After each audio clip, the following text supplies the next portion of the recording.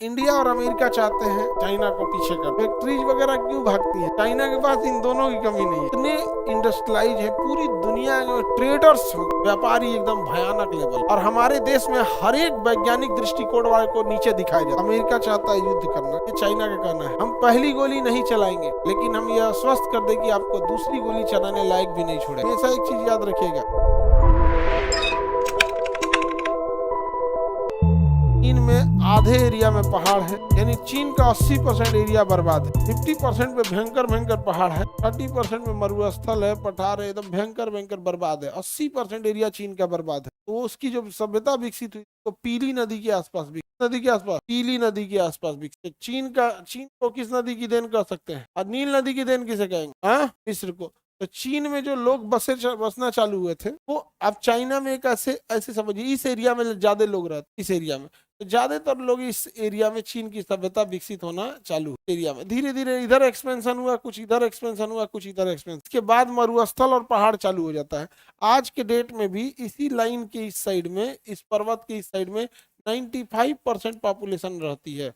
5% में इतना बड़ा एरिया है, आदमी नहीं मिलेगा इधर। तो जमीन चाहिए तो सरकार कहती है चाइना में कितना जमीन चाहिए? 30 किलोमीटर। फैक्ट्रीज वगैरह क्यों भागती हैं सब? फैक्ट्रीज को ज्यादा जमीन चाहिए और फैक्ट्रीज को बंजर जमीन ज्यादा चाहिए। उपजाऊ लेके करेगा क्या? चाइना के पास इन दोनों की कमी नहीं है, जमीन भी ज्यादा है और बंजर भी ज्यादा है। और चाइना में कम्युनिस्ट रूल है, जो बोल दिया मतलब बोल दिया। यहाँ की तरह नहीं कि हाँ आपका क्या कहना है, आपका क्या कहना है। समझा गया कि नहीं? हमेशा एक चीज याद रखिएगा, समझदार दुश्मन बेहतर है बकलोल दोस्त, समझे? और अपने यहाँ दुश्मन और दोस्त दोनों बकलोल है। आगे बढ़े तो यहाँ पे विकसित हुई थी कौन सी सभ्यता? चीन की सभ्यता। कौन सी सभ्यता बाबू? इसे हांगो या पीली नदी की सभ्यता कहते हैं।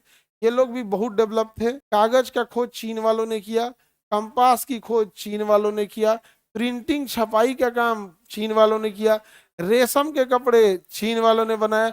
भूकंप के समय भूकंप नापने के लिए सिस्मोग्राफ पहला चीन वालों ने ही बनाया था। समझ गया? किसने बनाया था? चीन वालों ने बनाया। चीन का एक बड़ा अच्छा कोट मतलब वहां के लोगों का है कि चाइना के वाले क्या कहते हैं, इंडिया और अमेरिका चाहते हैं चाइना को पीछे करना, अमेरिका चाहता है युद्ध करना। हम पहली गोली नहीं चलाएंगे, ये चाइना का कहना है। के बाद का लाइन, हम पहली गोली नहीं चलाएंगे, लेकिन हम यह आश्वस्त कर दे कि आपको दूसरी गोली चलाने लायक भी नहीं छोड़ेंगे। डिटर्मिनेशन देख रहे हो? हम पहली गोली नहीं चलाए, लेकिन विश्वास मानिए कि दूसरी गोली चलाने लायक आपको छोड़ेंगे भी नहीं। इतने इंडस्ट्रियलाइज है पूरी दुनिया में, ट्रेडर्स व्यापारी एकदम भयानक लेवल। अपने यहाँ उतना लेवल के व्यापारी नहीं है, अपने यहाँ जलनखोर है। तो मान के चलिए कोनो एगो समोसा खोला है बढ़िया, 4 को ब्रांच लगाओ ना भाई, वहां भी दो तो अपने दुकान आप लिख देगा हमारी और कोई ब्रांच नहीं है। तो पिज्जा डोमिनोज कहाँ कहाँ गया, पूरी दुनिया घूम गया, और तुम चिपकाते हो हमारी और कोई ब्रांच नहीं, मैंने कोई दूसरा नाम से बेचे, हम जलनखोर है, बहुत उठपटांगे।